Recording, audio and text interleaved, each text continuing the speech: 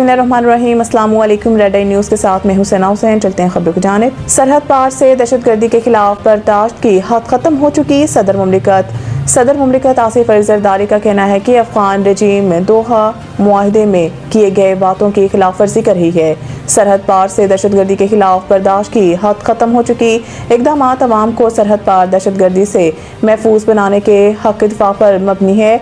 Social media platform x पर पैगाम में सदर मुमलिकत ने कहा है कि सरहद पार दहशतगर्दी की बर्दाश्त अपनी हद को पहुँच चुकी। पाकिस्तान की हालिया कार्रवाइयाँ अपने अवाम की दिफा के फितरी हक के तहत की गई। सरहद पार दहशतगर्दी के खिलाफ बारहा खबरदार किया मगर नजरअंदाज किया गया। सदर मुमलिकत आसिफ अली जरदारी ने ट्वीट में अपने 8 फरवरी के बयान का हवाला भी दिया। कहा, 8 फरवरी को अपने बयान में पाकिस्तान ने आर्मी बरादरी को मुतनबा किया था। दहशतगर्द को सरहदों पार सहूलत दी जाए तो नताइज दुनिया के बेगुनाह शहरियों को भुगतना पड़ते हैं।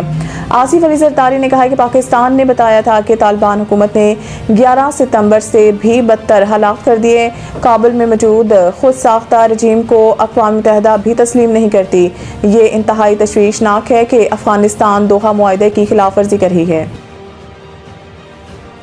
सानिया गुल प्लाजा बच्चों को बुलाया और बयानात लिए। उन्होंने बताया है कि माचिस से खेल रहे थे।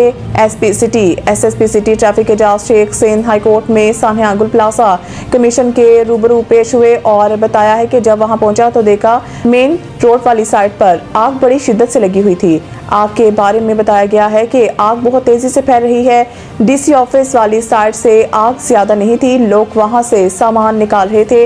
उन्होंने बताया है कि 3 साइड से पुलिस की नफरी लगाकर लोगों को रोका, लेकिन देखते ही देखते तीनों साइड्स को आग ने अपनी लपेट में ले लिया।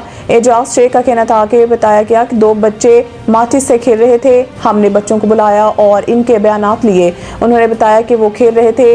ये चीजें इंक्वायरी का हिस्सा हैं। कमीशन ने कहा बेसमेंट की सीसीटीवी हमसे शेयर करें। हमें बताया गया आग से पहले धुआं फैला और फिर आग, जिस पर एजाज शेख का कहना था कि प्लाजा के 17 दरवाजों में से 4 खुले हुए थे। दरवाजे खोलना एसोसिएशन का काम था। वो दुकानों से पैसे लेते हैं, चौकीदार रखे हुए हैं। एसोसिएशन वाले सबसे पहले चौकीदारों को कहते कि दरवाजे खोले। इनका कहना था कि रेस्क्यू में कोई मसाइल नहीं हुए। रेस्क्यू के काम में लोगों की वजह से कोई मसला नहीं हुआ। 1 माह पहले ग्रीन लाइन का काम शुरू हुआ। गुल प्लाजा की एक तरफ रोड 12 फीट और दूसरी तरफ 15 फीट है। हमारे पास शहर भर में 5200 की नफरी है। जब वाकया पेश आया तो मुख्तलिफ जगहों पर हमारी नफरी मौजूद थी। अमेरिका में बर्फानी तूफान 6 रास्तों में इमरजेंसी नाफिज, शहरियों के लिए अलर्ट जारी। तफसीलात के मुताबिक अमेरिका के शिमाल मशरक़ी रियासतों को तारीख के शदीद तरीन बर्फानी तूफान का सामना है, जिसके बायस 6 रियासतों में हंगामी हालत नाफिज कर दी गई है। इस कुदरती आफत ने निज़ाम ज़िंदगी को मफलूज करके रख दिया है और करोड़ों अफराद मुतासर हुए हैं। अमरीकी हुकाम ने शदीद बर्फबारी और यख बस्ता हवाओं के पेश नज़र New York, new Jersey, Delaware, Rhode Island, Connecticut और मैसाचुसेट्स में इमरजेंसी नाफिज की गई। अमरीकी मीडिया के मुताबिक बर्फानी तूफान की शिदत को देखते हुए 5 करोड़ 40 लाख से ज़ायद अफराद के लिए अलर्ट जारी किया गया है और शहरियों को गैर ज़रूरी सफ़र से गुरेज करने और घरों में रहने की हिदायत की गई है। तूफान के बायस फ़िज़ाई सफ़र बुरी तरह मुतासर हुआ। 3500 से ज़ायद परवाज़ें मुकम्मल तौर पर मनसूख कर दी गई, जबकि 15,000 से ज़ायद परवाज़ें ताख़ीर का शिकार हैं, जिससे हज़ारों मुसाफिर एयरपोर्ट्स पर फंस गए हैं। न्यूयॉर्क में ट्रैवल बैन सफ़र पर पाबंदी नाफिज कर दिया गया है ताकि किसी भी नाखुशगवार वाक़े से बचा जा सके। रहनुमा MQM गैर जिम्मेदाराना बयानात से गुरेज करें। शर्जील इनाम भी बोल उठे। सिंध के सीनियर वजीर शर्जील इनाम मेमन ने कहा है कि खालिद मकबूल सदीकी और मुस्तफ़ा कमाल की प्रेस कॉन्फ्रेंस इनकी कम इल्मी और आइन से नावाकफियत की वाज़िया अलामत है। अफसोस की बात है कि इन दोनों रहनुमाओं ने आइन और कानून का संजीदा मुतालिया नहीं किया, वरना वो इस नोयत के गैर जिम्मेदाराना बयानात देने से गुरेज करते। उन्होंने कहा है कि खालिद मकबूल सदीकी और मुस्तफ़ा कमाल दोनों वफाकी वजीर हैं और वफाकी वजीर की हैसियत से इस तरह के बयानात से ये सवाल पैदा होता है कि आया ये वफाकी हुकूमत की पॉलिसी है। सीनियर वजीर सिंध का कहना था कि हम वफाकी हुकूमत से तवक्को करते हैं कि वो वजाहत करे कि इनके 2 वफाकी वजीर और इत्तेहादी जमात मुसलसल सिंध हुकूमत के खिलाफ प्रोपोगंडा और साजिश में क्यों मसरूफ हैं।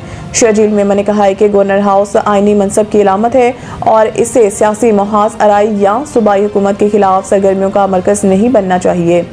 वफाकी हुकूमत फौरी वजाहत करे और इन तमाम वाक़यात के मुहर्रकात वाज़िया करे।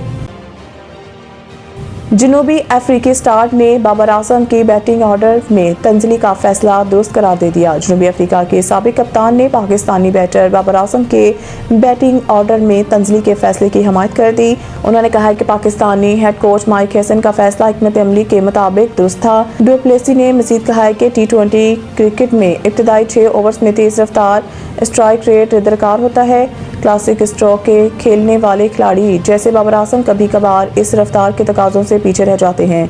जनूबी अफ्रीकी स्टार का कहना था कि हैसन ने बाबर आजम की महारत को मद्देनजर रखते हुए इन्हें बेहतरीन किरदार दिया है, इनकी सलाहियत को नजरअंदाज नहीं किया।